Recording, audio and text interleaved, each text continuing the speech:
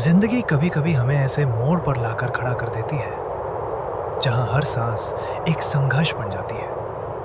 ये कहानी है उस परिवार की जिसने इस कड़ाके की ठंड में भी उम्मीद की आखिरी चिंगारी बुझने नहीं दी। इस छोटे से जर्जर कमरे में रहने वाले रमेश, उसकी पत्नी सरिता और दो बच्चे पिंकी और सोनू आज रात सबसे कठिन लड़ाई लड़ने जा रहे थे।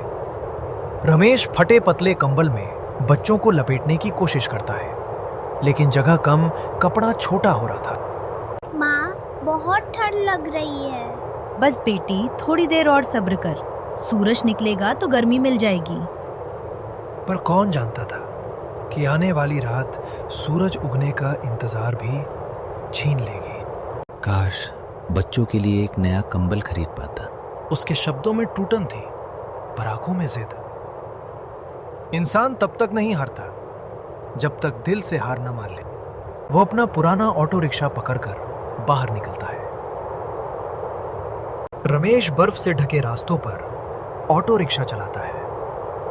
हर गियर बदलने में दर्द था, हर सांस में जलन थी, लेकिन दिल में सिर्फ एक आवाज थी, चलते रहना है, किसी भी हाल में बच्चों को बचाना है। और उधर दूसरी ओर चमकती रोशनियां। सामने खड़ा विशाल बंगला, ठाकुर प्रताप सिंह की हवेली। अंदर गर्माहट से भरा माहौल। बड़े बड़े हीटर जल रहे हैं, आग की लपटें नाच रही हैं, महंगे मुलायम कंबल, गरम चाय के कप और हर तरफ गूंजती हंसी ठिठोली। सुन लो, इस बार किसी गरीब को कोई रियायत मत देना। जो किराया नहीं दे पाए उन्हें घर से निकाल देना। ठंड हर किसी के लिए एक जैसी नहीं होती। किसी के लिए मौसम और किसी के लिए मौत।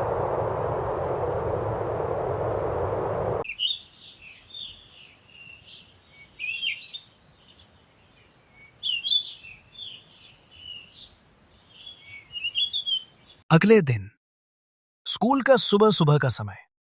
सभी बच्चे स्वेटर, जैकेट, गरम जूतों में लिपटे हुए और पिंकी सोनू नंगे पांव पतली शर्ट में।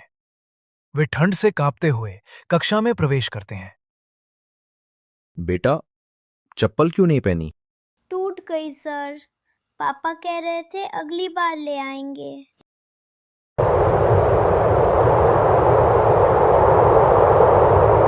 अचानक रमेश का हाथ और शरीर कमजोरी से कांपता है और वो स्टीयरिंग छोड़कर सड़क पर गिर पड़ता है। ऑटो धीरे धीरे आगे खिसकता हुआ बर्फ में रुक जाता है। पास से गुजरते लोग सिर्फ तमाशा देखते ही रह जाते हैं, कोई पास नहीं आता। तभी एक बच्चा सरिता को आकर सारी बात बताता है। सरिता बच्चों को लेकर दौड़ती हुई आती है और रमेश को अस्पताल लेकर जाती है। डॉक्टर साहब, मेरे पति को बचा लो, मैं उनके बिना मर जाऊंगी। उन्हें बहुत ज्यादा ठंड लगी है, हालत गंभीर है। अगर थोड़ी देर और होती शायद बचाना मुश्किल होता। पिंकी हाथ जोड़कर भगवान से प्रार्थना करती है। भगवान, मेरे पापा को बचा लो, प्लीज।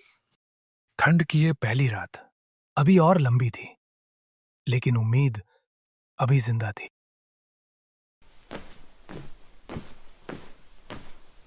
डॉक्टर जी, मेरे पति ठीक हो जाएंगे ना? हम अपनी पूरी कोशिश कर रहे हैं, लेकिन इनका शरीर बहुत ठंडा हो गया था। इलाज जारी रखना होगा, लेकिन अभी बिल जमा करना जरूरी है। बिल? मतलब अभी? पर मेरे पास कुछ भी नहीं मैडम, मैं कहाँ से? सरिता जी, हम मुफ्त में इलाज नहीं कर सकते। कोशिश करें, कहीं से पैसे लेकर आइए। गरीबी की सबसे बड़ी सच्चाई, एक तरफ जिंदगी, दूसरी तरफ पैसे और बीच में असहाय इंसान।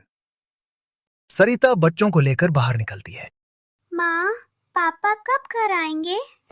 जल्दी बेटा, बहुत जल्दी, बस हमें हिम्मत नहीं हारनी है। सरिता बच्चों को लेकर घर आती है। वहां उसके घर के दरवाजे पर ताला लगा हुआ था। दो आदमी खड़े थे। 2 महीने का किराया बाकी है। हुक्म है, घर सील कर दिया गया है। हम कहाँ जाएंगे? इतना जुल्म मत करो भाई, मेरे पति अस्पताल में हैं। ये दुनिया दया पर नहीं चलती। ठाकुर साहब ने कहा है, जो गरीब है वो अपने हाल में रहे। सरिता बच्चों को लेकर पास के मंदिर में बैठी होती है। माँ, भगवान सबकी सुनते हैं ना? हाँ बेटा, पर उनकी परीक्षा बहुत कठिन होती है। उस रात ठंड से ज्यादा बेरहम था अकेलापन। उधर ठाकुर घमंड भरी हंसी के साथ अपनी पत्नी की ओर देखकर गरीबों का मजाक उड़ाते हुए कहता है, अरे ठंड से 3 मजदूर मर गए। इन गरीबों को तो जैसे शिकायत करने के अलावा कुछ आता ही नहीं। पापा, हमें गरीबों की मदद करनी चाहिए। दुनिया मजबूरों की मदद करके नहीं चलती। पैसा चाहिए तो मेहनत करो। उधर डॉक्टर सरिता से कहती है, यदि आज बिल जमा नहीं हुआ तो हमें इलाज रोकना पड़ेगा। पापा, प्लीज उठो, हमें छोड़कर मत जाओ। सरिता मदद की उम्मीद लेकर ठाकुर साहब के घर पहुंचती है।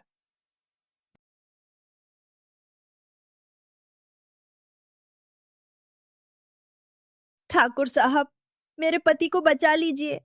मैं आपकी नौकरानी बनकर काम करूंगी। बस मेरे बच्चों के सिर से पिता का साया मत छीनिए। मान लो पैसे दे भी दूं, क्या गारंटी कि वो बचेगा? ठाकुर साहब, हाथ जोड़कर विनती है, मेरे पति को बचा लीजिए। रोहन सब देख रहा होता है। निकलो यहां से। सरिता रोते हुए सड़क पर बैठ जाती है। आंटी, मैं मदद करूंगा। मेरे पास कुछ पैसे हैं।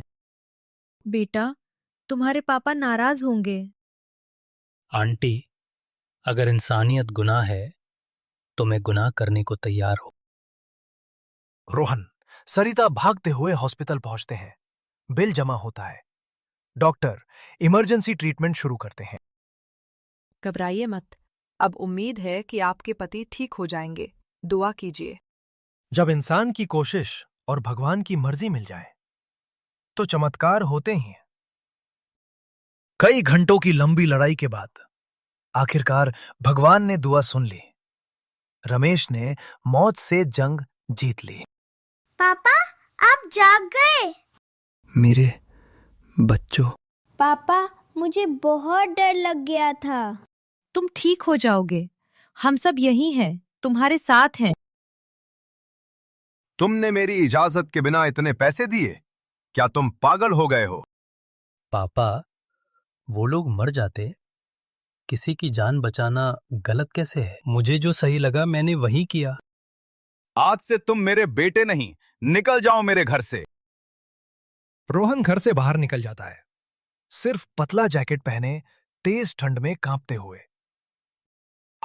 ध्यान दें, भीषण बर्फीला तूफान आ रहा है। कोई भी घर से बाहर न निकले। अस्पताल की बत्ती अचानक बंद हो जाती है। जनरेटर की धुंधली रोशनी में सब परेशान हो जाते हैं। जनरेटर का फ्यूल खत्म होने वाला है। हमें मरीजों को मदन चैरिटेबल हॉस्पिटल में शिफ्ट करना होगा। यहाँ से लगभग 4 किलोमीटर दूर है। लेकिन तूफान और बर्फबारी के कारण सड़क पर एक भी गाड़ी नहीं चल रही है, और अगर जल्दी कुछ नहीं किया गया तो कई जानें जा सकती हैं।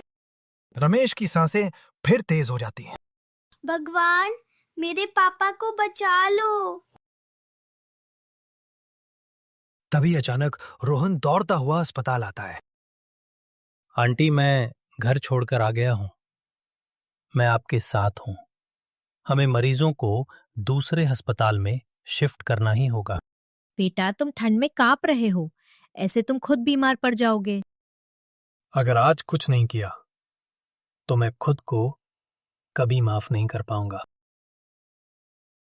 और फिर तूफानी हवाओं के बीच रोहन के कहने पर सारे गांव वाले सरिता की मदद के लिए आगे आते हैं। दोस्तों, आज इंसानियत की सबसे बड़ी परीक्षा है। अगर हम आज साथ आए तो कई जानें बच सकती हैं।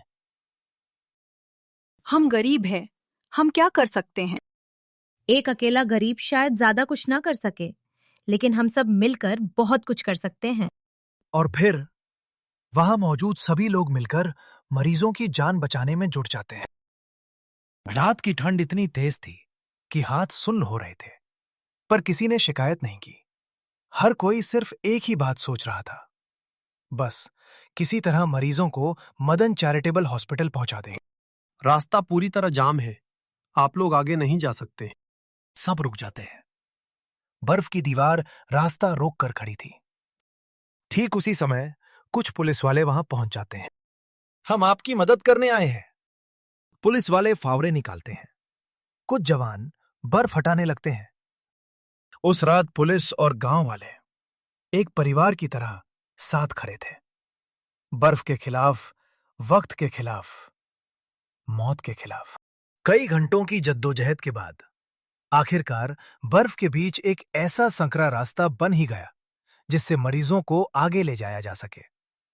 सबने राहत की सांस ली। उम्मीद की किरण अब साफ दिखाई देने लगी थी।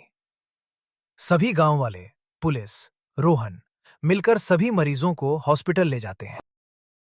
आप लोग 1 मिनट भी देरी कर देते तो हालात बिगड़ जाते। अब खतरा टल गया है। आज गांव वालों ने और पुलिस ने मिलकर कई जिंदगियां बचाई हैं। सरिता और बच्चे बहुत खुश हो जाते हैं। सबके चेहरे थके हुए पर गर्व से भरे हैं।